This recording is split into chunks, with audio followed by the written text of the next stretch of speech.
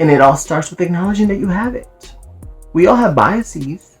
I'm not saying that you're bad because you have a bias. I'm saying, how do you use that for yourself and for your relationships with others? Welcome back to my channel, my lovely individuals. This is the first time you come to this channel. Hi, make sure you subscribe. For today's video, I wanted to start this new segment called Let's Talk Mondays, in which we talk about certain things that are happening in the world.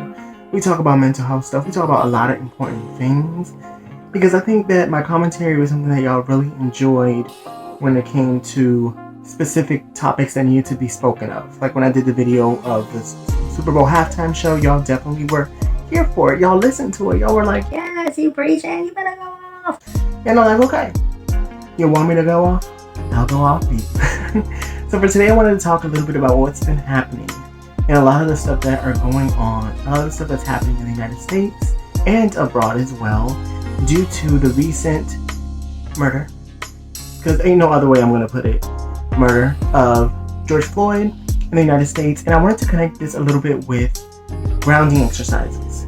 And the reason I'm bringing this up is because through all the injustice, through all the stuff that is happening in our world, all of this impacts us, right? All of this affects us in negative ways, right?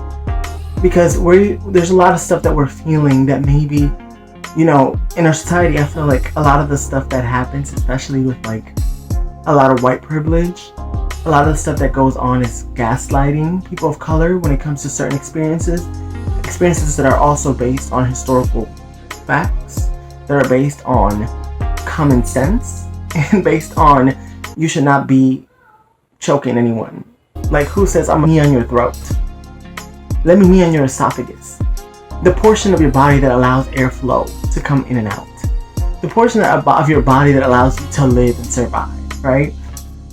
So I wanted to make this to kind of highlight the fact that there has been a lot of stuff happening, and the protests that are currently happening need to happen, because if no one listens and if change doesn't happen, we got to go and find this change, okay? A lot of the changes that have happened for a lot of populations, minority populations, involved going out.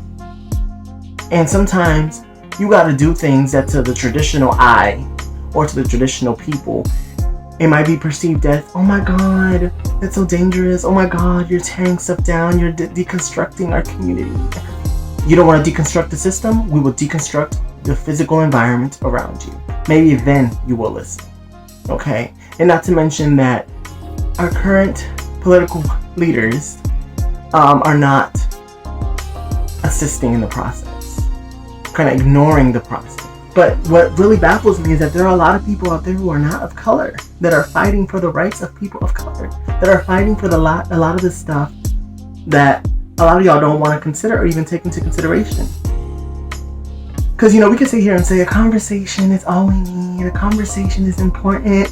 Why aren't people talking about this as much? Why are you getting to that point where you need to protest and do certain things like this? It's getting to that point because no one's listening.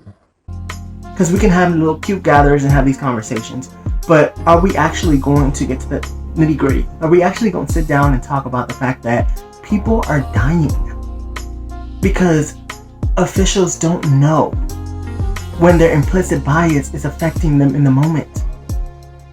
Okay, people don't know that, especially, police officers, not all, but some police officers just don't know how to react. Get away from your heightened mode. Get away from your grandiose mentality. The fact that I am in power gives me the authority to mentality. Because at the end of the day, you're supposed to be making people feel safe, providing an environment where people do not feel threatened. And if it continues to be a thing where certain populations of people are being killed, certain populations of people are being targeted for years, for decades, then it becomes evident and it becomes a problem. I have gone off. I was supposed to talk about the fact that mental health is also important throughout these times, because we need to make sure that we're protecting ourselves mentally too. Because this is exhausting. This is absolutely exhausting. And the ways that it has been exhausting for me is, damn, now someone else has been killed by an officer. Obviously, not all officers carry the same implicit bias or the same ideas or values that have led them due to schemas where people have learned that threat is associated with certain populations, it's associated with black men. That's not how all officers operate, but that is the root of it. And that is what needs to be implemented in the trainings that these police officers need. I don't care if you agree or not on implicit bias.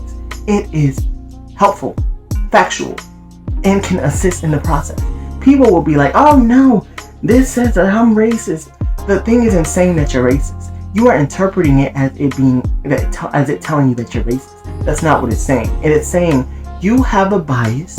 You prefer this type of person. You associate these things with this type of person. Now that you are aware, take that as knowledge and insight to be able to challenge yourself in situations in which you are in heightened mode and your schemas are preventing you from making adequate decisions. This is when you need to make adequate decisions. So let me get off my soapbox and let's talk a little bit about the mental health component and what can we do to make ourselves feel better, because this is anxiety provoking for me.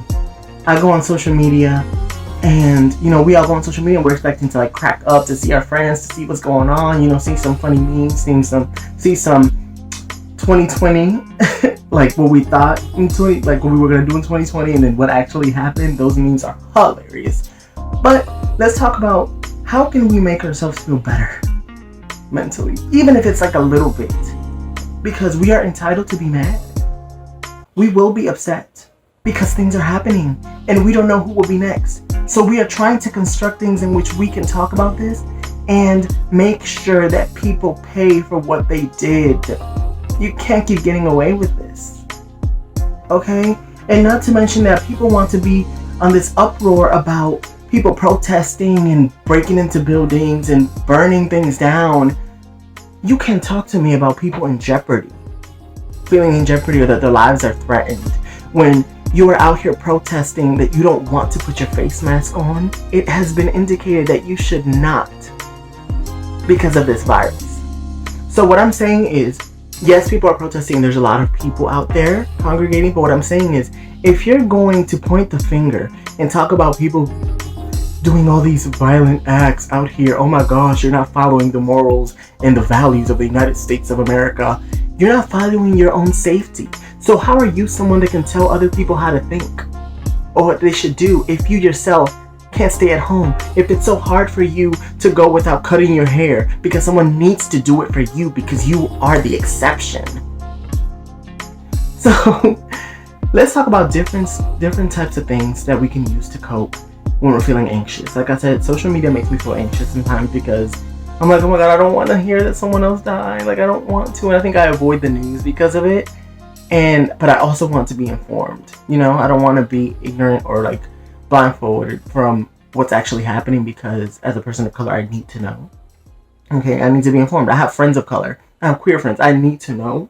Okay, so let's talk about different ways to reduce anxiety, especially in those moments. Sometimes we need to take a moment, 2 minutes, something for ourselves.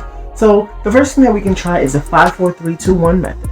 Okay, the 5-4-3-2-1 method is you connect different senses to each number, right? And the fifth number 5 is, and I'm reading it off of here because I know it, but I haven't memorized it all the way. So for 5, it would be listing 5 things that you hear. So this is you being mindful and sitting down. 5 things that I hear. Describe them. Talk about that, because I feel like when we're feeling anxious, we have a lot of thoughts in our head. And then it also connects to how we're feeling in our bodies. And our bodies tell us a lot about how we're feeling in the moment and how we react to certain things, right? So an example with me is, if I see something on social media and I get hella anxious, I would be like, no, I'm not doing this. I would instantly shut down. And I'm like, I need to be productive for my day. I need to do my stuff. I need to help these people I work with. Like, you know what I mean? So 5 things that you can hear. You're going backwards. So in 4 is 5 things you can see. And it's not just like, I see a lamp, I see a bed, I know, but what else? What about the bed? Describe the texture. Describe the colors. Look outside. Hell, look at the window. Look outside. What do you see? What do you hear? Open the window. You hear birds chirping. You hear people moving. You hear cars going. You know what I mean? That type of stuff. Then you have 3, which is things that you can touch. Touch things like carpet. Feel the texture. Close your eyes. Describe that to yourself. These are mindfulness things. Different things with textures like this. That's texture. Feel things. Because the point of this is to distract yourself in your mind in those moments.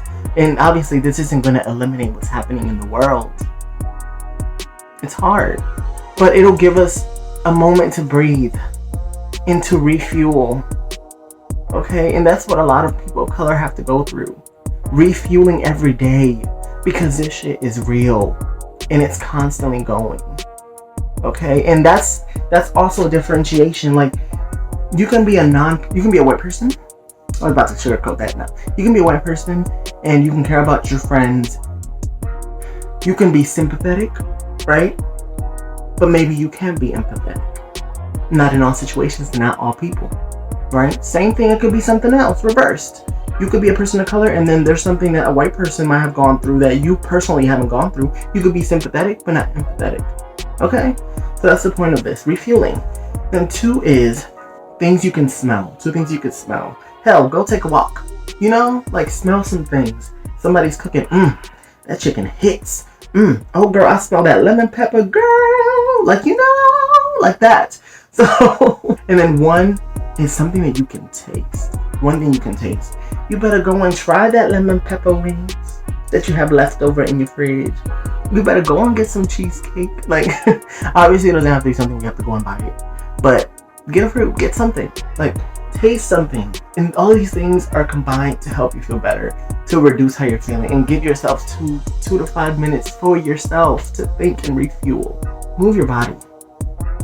And I think the last thing that I would definitely focus on, and this is also connected to a lot of like mindfulness and cognitive behavioral, dialectical behavioral therapies, is to feel your body. Take a moment to feel your bodies. Our bodies tell us things. And even like when we think about traumatic experiences, they are connected to certain parts of our bodies.